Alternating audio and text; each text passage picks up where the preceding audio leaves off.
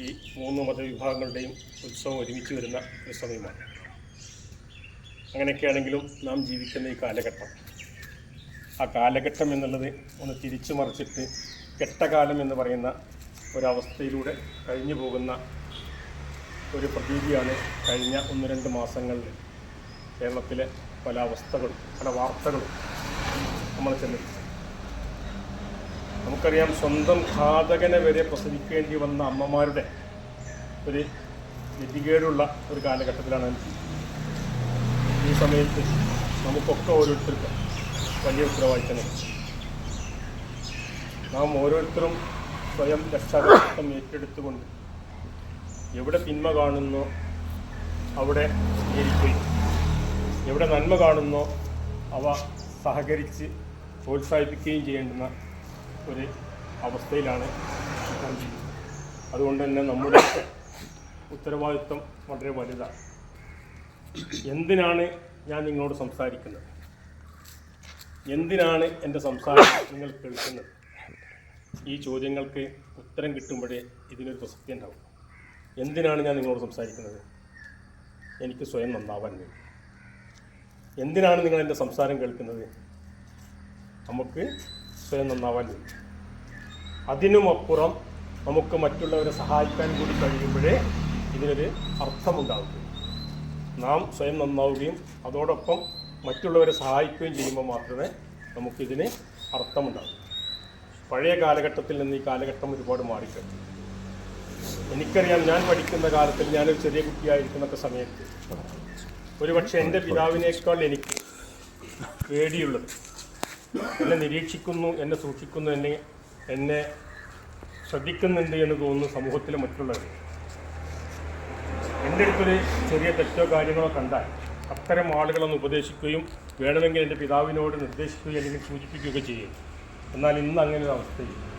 സ്വന്തം മക്കളെപ്പോലും നമ്മൾ ശ്രദ്ധിക്കുന്നില്ല എന്ന് മാത്രമല്ല, സഹോദരങ്ങളുടെ മക്കളെപ്പോലും ശ്രദ്ധിക്കാത്തൊരു കാലഘട്ടമായി മാറിയത് കൊണ്ടാണ് സമൂഹം അല്ലെങ്കിൽ പുതിയ തലമുറ അങ്ങനെ ഒരു അവസ്ഥയിലേക്ക് മാറിയത്.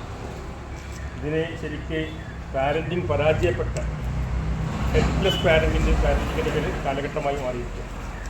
ഇവിടെയാണ് നാം ഓരോരുത്തരും പാരൻറ്റിങ് സ്വയം ഏറ്റെടുത്ത് മുന്നോട്ട് പോകേണ്ടുന്നൊരവസ്ഥ. പഴയ കൂട്ടുകുടുംബ വ്യവസ്ഥയിൽ നിന്ന് മാറി നമ്മളെ കണ്ണുകുടുംബമായി മാറിയോടുകൂടി സഹോദരങ്ങൾക്ക് മക്കൾക്ക് പോലും നമ്മൾ തമ്മിലുള്ള റിലേഷൻസ്, ബന്ധങ്ങൾ പറയാൻ കഴിയാത്തൊരവസ്ഥയായി മാറിക്കഴിഞ്ഞു. അന്നത്തെ കാലഘട്ടത്തിൽ എൻ്റെ അധ്യാപകനിൽ നിന്ന് എനിക്കൊരു അടി കിട്ടിയെന്ന് ഞാൻ എൻ്റെ വീട്ടിൽ പറഞ്ഞാൽ അതിൻ്റെ കാരണം അന്വേഷിച്ച് 1-2 അടികൾ വീട്ടിൽ നിൽക്കുന്നൊരു കാരണം. ഇന്ന് കഴിഞ്ഞ 35 വർഷത്തോളമായി അധ്യാപകനായി ജോലി ചെയ്യുന്ന ഒരാളാണ് ഞാൻ. തുടക്ക കാലഘട്ടത്തിൽ നിന്നും ഈ കാലഘട്ടത്തിലേക്ക് ഒരുപാട് മാറ്റങ്ങൾ ഉണ്ടായി. ഇന്നൊരു വിദ്യാർത്ഥിയെ നാം എന്തിൻ്റെ പേരിൽ ശാസിക്കുകയോ ശിക്ഷിക്കുകയോ ചെയ്താൽ പിറ്റേ ദിവസം നേരം പുലരുന്നതിന് മുമ്പ് 3-4 ഫോൺ കോളുകൾ നിർബന്ധമായി വന്നിരിക്കും. എന്തിനാണ് എൻ്റെ കുട്ടി അടിച്ചത്, അല്ലെങ്കിൽ എന്തിനാണ് എൻ്റെ കുട്ടിയോട് ഇങ്ങനെ പറഞ്ഞത് എന്ന് ചോദിക്കുന്നൊരവസ്ഥയിലേക്ക് രക്ഷിതാക്കൾ മാറിക്കഴിഞ്ഞു. അപ്പോൾ നമ്മുടെ കുട്ടികൾ അങ്ങനെ ഒരു ബോധത്തിലാണ്. അവരെ ഉപദേശിക്കാനോ അവരെ ശിക്ഷിക്കാനോ പാടില്ല എന്നുള്ള ഒരു ചിന്താഗതിയിലാണ് കുട്ടികൾ നിൽക്കുന്നത്. രക്ഷിതാക്കളായ നമ്മളും എന്താണ് ആ ഒരു അവസ്ഥയിലാണ്. എൻ്റെ കുട്ടിയെ മറ്റാരും ഉപദേശിക്കേണ്ട, മറ്റാരും പറയേണ്ട എന്നൊരവസ്ഥയാണ്. ഇവിടെയാണ് നമ്മുടെ സോഷ്യൽ പാരൻറ്റിങ് എന്ന് പറഞ്ഞ സാമൂഹ്യ രക്ഷാകർതൃത്വം എന്നുള്ള അവസ്ഥയിൽ നിന്ന് മാറിയിട്ട് ഇന്ന് ഒറ്റപ്പെട്ടു പോയൊരവസ്ഥയിലായതുകൊണ്ടാണ് കുട്ടികളൊക്കെ വഴിമാറിപ്പോകുന്ന ഒരു സാഹചര്യം ഉണ്ടായത്. ഒരു പഴയ പ്രയോഗമുണ്ട്, ചൂരൽ കൊണ്ട് തീർക്കേണ്ടത് ആ സമയത്ത് തീർത്തില്ലെങ്കിൽ പിന്നീട് ലാത്തി കൊണ്ട് തീർക്കാൻ ശ്രമിച്ചാൽ പോലും തീരില്ല.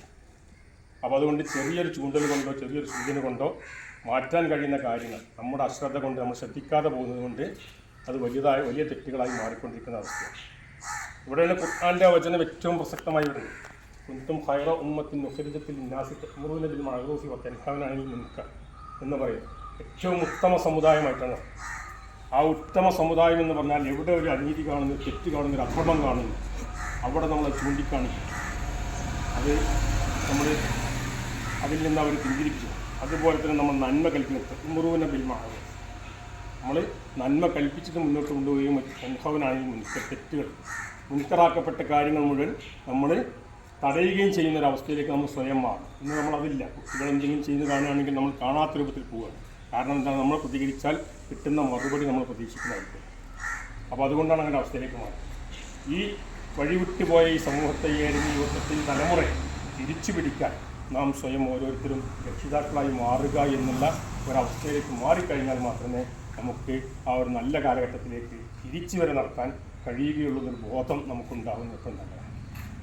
ആ നിലക്കുള്ള ഒരു നല്ല ഒരു സോഷ്യൽ പാരൻറ്റിങ്ങിലൂടെ മുന്നോട്ട് പോകാൻ നമുക്ക് സാധിക്കണം. മെക്സവൻ പോലുള്ള കൂട്ടായ്മകൾ നമുക്കതിന് ഉതകുന്നതായി മാറും. ഇത് നന്മകൾ പരസ്പരം ഉപദേശിച്ചുകൊണ്ട് മുന്നോട്ട് പോകുമ്പോൾ മാത്രമേ ഇത്തരം ഒരു സാഹചര്യം ഉണ്ടാക്കാൻ കഴിയും. ഉള്ളൂർ എസ് പരമേശ്വരയുടെ പ്രസിദ്ധമായ വരികളുണ്ട്. സുഖം സുഖം എന്നുള്ള ആ കവിതയിൽ നിന്നുള്ള 4 വരികൾ. ഇറുപ്പവനും മലർ ഗന്ധമേകും, വെട്ടുന്നവനും തരു ചുടകറ്റും, ഹനിപ്പവന് കിളി പാട്ടുപാടും, പരോപകാര പ്രവണം പ്രപഞ്ചം എന്നാണ് പറയുന്നത്. ഒരു പൂവ് എന്ന് പറഞ്ഞ സാധനം, ആ പൂവിൻ്റെ ധർമ്മം അത് കാണുന്നവന് കൺകുളിർമ നൽകുകയും അതിനെ സമീപിക്കുന്നവന് പരിമളം പരത്തുകയും ചെയ്യുക, സുഗന്ധം നൽകുകയും ചെയ്യുക എന്നുള്ളത് പൂവിൻ്റെ ധർമ്മം, അതിൻ്റെ സൃഷ്ടിപ്പിൻ്റെ ധർമ്മമാണ്. ആ പൂ പറിക്കാൻ പോകുന്ന ആളുകൾക്ക് പോലും അത് കണ്ണിന് കൺകുളിർമ നൽകിക്കൊണ്ടിരിക്കുകയാണ്. അതുപോലെ തന്നെ ആ പൂ പറിക്കുന്നവനും ആ പൂ അതിൻ്റെ പരിമളം പരത്തുന്നുണ്ട്, അതിൻ്റെ സുഗന്ധം പകർന്നു കൊടുക്കുന്നു.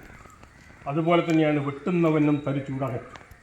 ഒരു മരം മുറിക്കാൻ പോകുന്ന ആൾക്കും ആ മരത്തിൻ്റെ തണൽ നൽകിക്കൊണ്ട് ആ മരം ചൂടകറ്റുക. മുറിപ്പവന് തരു തണലേക്ക്, മരം തണലേക്കിക്കൊണ്ട് നൽകുക.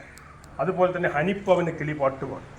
ഒരു കിളിയെ വേട്ടയാടാൻ ചെല്ലുന്നത്, ആ വേട്ടയാടാൻ പോകുമ്പോഴും അത് കുയിലാണെങ്കിലും കിളിയാണെങ്കിലും അത് അതിൻ്റെ മനോഹരമായ ശബ്ദത്തിലൂടെ പാട്ടുപാടി അവനെയും ചുരുക്കിച്ചുകൊണ്ടിരിക്കുകയാണ്. ഇതുപോലെ പരോപകാര പ്രണവം പ്രപഞ്ചം, പരസ്പരം ഉപകാരങ്ങൾ ചെയ്തുകൊണ്ട് പരോപകാരങ്ങൾ ചെയ്തുകൊണ്ട് മുന്നോട്ട് പോകുന്നതാണ് ഈ പ്രപഞ്ചത്തിൻ്റെ സൃഷ്ടിപ്പ് തന്നെ. അങ്ങനെ പരസ്പരം നന്മകൾ ചെയ്തുകൊണ്ട് മുന്നോട്ട് പോകുന്ന ഒരു ഉത്തമ സമൂഹമായി നമ്മൾ മാറേണ്ടതുണ്ട്. നമുക്കതിലൊരു കൂട്ടിച്ചേർക്കലും കൂടി ചേർക്കാം. എന്താണ്? വിമർശിക്കുന്നവർ വിമർശിക്കട്ടെ, മെക്സവൻ ആരോഗ്യം ഏകട്ടെ, ആരോഗ്യം നൽകട്ടെ എന്നുള്ള രൂപത്തിലേക്ക് ഇതാക്കിയിട്ട് രാവിലെയുടെ നമ്മുടെ ഈ കൂട്ടായ്മകൾ ഇതുപോലെ നിന്നുകൊണ്ട് ആരോഗ്യം എല്ലാവർക്കും എത്തിക്കുന്നതിന് വേണ്ടി, ഇന്ന് നമുക്കറിയാം ജീവിതശൈലി രോഗങ്ങൾ കൊണ്ട് ബുദ്ധിമുട്ടാത്ത ആരുമില്ലാത്തൊരവസ്ഥയാണ്. നമ്മുടെയൊക്കെ ചെറുപ്പകാലങ്ങളിൽ ഈ ഡയാലിസിസ് എന്ന് പറയുന്ന സാധനം നമുക്കൊന്നും കേട്ടുകൾ പോലില്ല.